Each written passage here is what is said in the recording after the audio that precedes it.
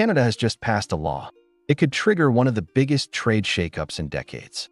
We're talking about a $1.2 trillion relationship, the single largest trade partnership in the world, suddenly being thrown into uncertainty.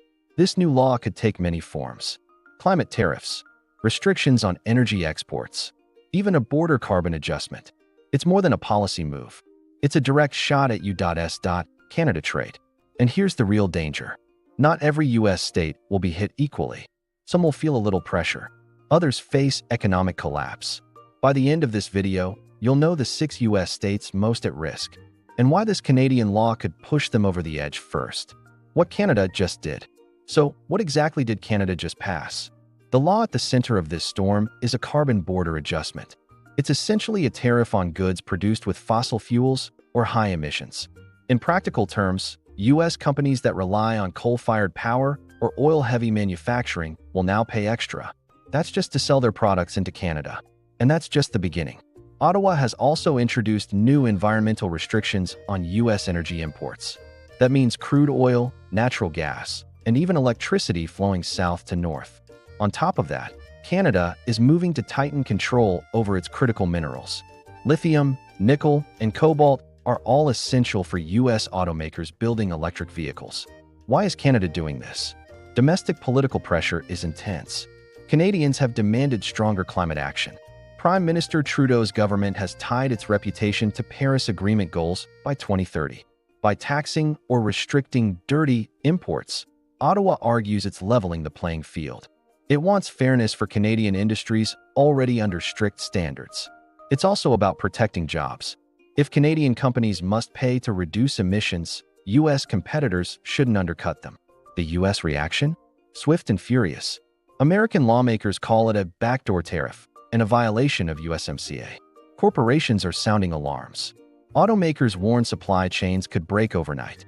Energy companies call it a hostile move against U.S. oil and gas. Analysts say this isn't a small tweak. It's a seismic economic shift threatening the most stable trade relationship in the world. The deep interdependence of U.S. Canada trade. To understand why this law is so explosive, look at how tied the two economies are. Canada isn't just another partner. It's the top export market for 32 U.S. states. For Canada, the U.S. is by far its largest buyer and supplier. Together, they trade about $3.6 billion every day. The backbone of this trade rests on key sectors. Oil and gas flow south from Alberta to U.S. refineries. Automobiles are practically co-built. A Michigan car might cross the border half a dozen times before completion. Agriculture is another pillar. Wheat, beef, pork, and dairy constantly cross borders. Don't forget lumber and construction materials. Canadian wood literally builds American homes. This partnership was carefully structured.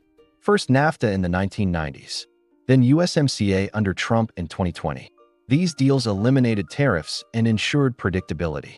But Canada's new law throws a wrench into the system. Critics argue carbon tariffs and mineral restrictions undermine USMCA. They warn disputes or retaliatory measures could follow. The bottom line is simple. Change the rules in a $1.2 trillion relationship, and fallout is enormous. So, which U.S. states stand to lose the most? Why 6 U.S. states face the biggest risk? Here's the reality. Not all U.S. states will be hit equally. California and Florida have diversified economies. But border and Midwest states face a very different story. 4 big vulnerabilities explain why. First, dependency on Canadian exports and imports. Even small tariffs can wipe out industries if trade volume is huge. Second, energy reliance. Some states are tied into Canadian oil, gas, and electricity. Third, geographic proximity. Border states thrive on trucking, tourism, and cross-border business. Disruption here is catastrophic. Fourth, industry integration. If a state's economy is woven into Canadian supply chains, collapse is likely. So which states are at risk? 6 stand out. Michigan, the U.S. auto heart, risks collapse if supply chains fracture. Ohio is another hub vulnerable due to Canadian steel and aluminum. Wisconsin depends on dairy and machinery exports now facing tariffs. North Dakota's pipelines and grain exports tie directly to Canada. Montana relies on cattle, lumber, and tourism, all cross-border sensitive. and New York trades more with Canada than any other country. It risks financial and manufacturing squeeze. These 6 states aren't just vulnerable. They're standing on the edge of a cliff. If Canada enforces the law fully, shockwaves will start here first. And once they start, the damage could ripple across the U.S. economy. State breakdown. The 6 states that will collapse first. Michigan. If there's one state in the bullseye of Canada's new law, it's Michigan. This is America's auto capital, home to Detroit's Big Three. The auto industry is stitched tightly with Canada's. A Michigan car may cross into Ontario for parts, return for assembly, then ship north again. Now imagine Canada slapping carbon tariffs on U.S. steel or aluminum, or restricting nickel and cobalt needed for EV batteries. That's a death sentence for Michigan's factories. Detroit already faces labor costs, foreign competition, and a messy EV transition. Add Canadian restrictions, and you get layoffs and closures. The collapse of the state's most vital industry would follow. Michigan exports over $27 billion to Canada each year. That's nearly half its entire foreign trade. If even part becomes uncompetitive, the ripple is devastating. Workers, dealerships, and small businesses would all suffer. Michigan has weathered crises before, like the 2008 auto bailout. But this time the threat comes from Ottawa rewriting the rules. Ohio. Ohio may not get Michigan's headlines, but it's nearly as vulnerable. The state's backbone is steel, aluminum, and machinery exports to Canada. It ships over $20 billion in goods annually across the border. That makes Canada its biggest trading partner by far. The danger lies in Canada's carbon border adjustment. Ohio's industrial sector still leans on coal-powered electricity. That makes its steel far dirtier than Canada's. Tariffs would instantly price Ohio steel out of the Canadian market. Factories would be stuck with rising costs and no buyers. The result would be unemployment across struggling factory towns. Politically, the stakes are explosive in a swing state. A trade shock here could fuel massive anger toward Washington. For workers, this isn't abstract policy, it's survival. Paychecks stop if Canada slams the door on Ohio steel. Wisconsin. Wisconsin's biggest exposure is agriculture. It's America's dairyland, built on milk, cheese, and butter. Farmers have fought Canada's dairy protections for decades. Even under USMCA, the market only opened a crack. Now new tariffs or retaliation could shut it completely. Exports of dairy could collapse almost overnight. Machinery and paper products face equal risk. Both are carbon-heavy and vulnerable to Ottawa's rules. For family farms, margins are already razor-thin. A trade shock could push thousands into bankruptcy. Bankruptcy rates in rural Wisconsin have been climbing for years. This could be the final breaking point for many. Politically, Wisconsin is a swing state too. Trade fallout here could alter the national balance. North Dakota. North Dakota's economy is small but concentrated. Energy and farming dominate its entire output. Oil and natural gas flow into Canada through pipelines. If Ottawa tightens rules, the hit would be instant. The energy sector would lose buyers and revenue fast. Agriculture faces the same vulnerability. North Dakota exports wheat, soybeans, and corn north. Farmers rely on that steady Canadian demand. If tariffs cut them off, prices would nosedive. The problem is North Dakota's lack of diversification. Unlike Texas or California, it has few alternatives. If energy and farming take a hit, the state falls. For rural towns, this isn't about politics, it's jobs. The law doesn't just hurt profits, it wrecks livelihoods. Montana sits on the trade front line with Canada. Its economy rests on cattle, lumber, and mining. All three depend on open cross-border trade. Tariffs on beef or lumber would devastate ranchers and loggers. Margins are already razor-thin in these sectors. Even small costs can break entire businesses. Tourism adds another layer of risk. Millions of Canadians cross yearly to ski or shop. A trade war could cut that flow immediately. National pride alone could keep Canadians at home. For Montana, the math is brutal. It has a small population and limited industries. A hit to cattle or lumber is already bad. Add tourism losses, and a recession arrives fast. New York. New York is in a league of its own in Canada trade. No other country buys more from New York than Canada. Billions in goods and services flow north each year.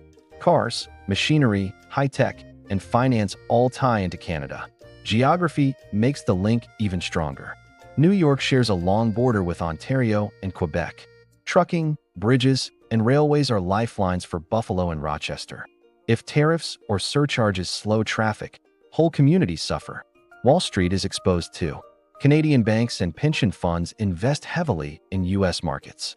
Retaliation could tighten the flow of capital fast. That means ripple effects well beyond border regions. For a state this influential, every shock is magnified.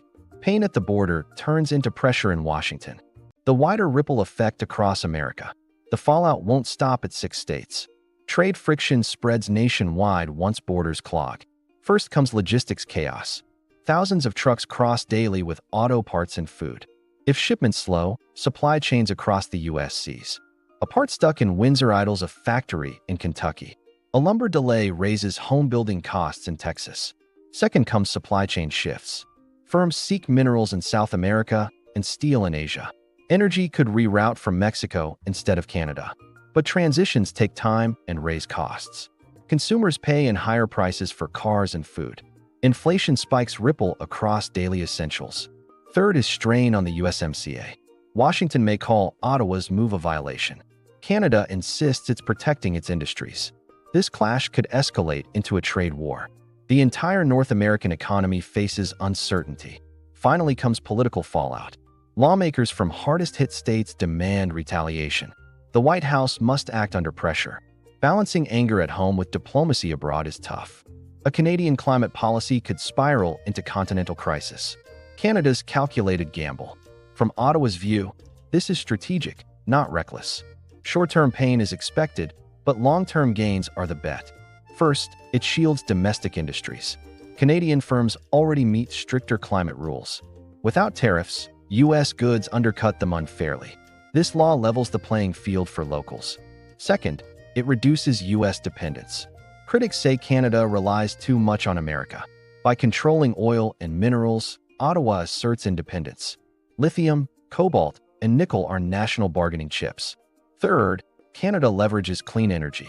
It's rich in resources vital for the green transition. Controlling access boosts power with Europe and Asia too. But risks loom large. The U.S. has plenty of tools to retaliate. Tariffs, sanctions, or WTO disputes could be deployed. If Washington pushes back hard, Canada bleeds too. It's a high-stakes gamble shaping Canada's role in North America. What happens next? Analysts see 3 paths ahead. First is negotiation.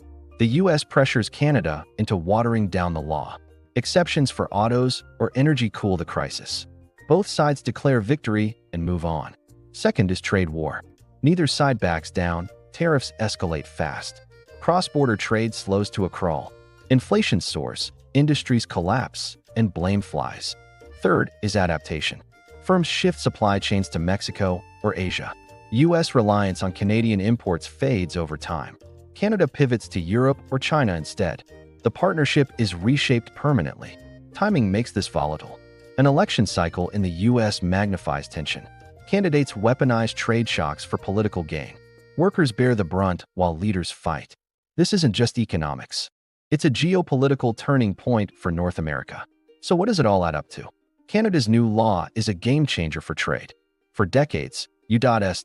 Canada ties were stable and profitable. Now that foundation is under strain. 6 U.S. states sit at the heart of the fallout. Michigan, Ohio, Wisconsin, North Dakota, Montana, and New York lead the list. Their industries, autos, farming, energy, and finance, all depend on Canada. If those links weaken, collapse spreads nationwide. But this goes beyond economics. Canada is asserting independence and resource control. The U.S. must choose between negotiation, retaliation, or adaptation. The bigger picture is about power and politics. The American dream rested on open borders and stable allies. If that foundation cracks, shockwaves will hit every state. The collapse may start with 6, but it could shake a nation.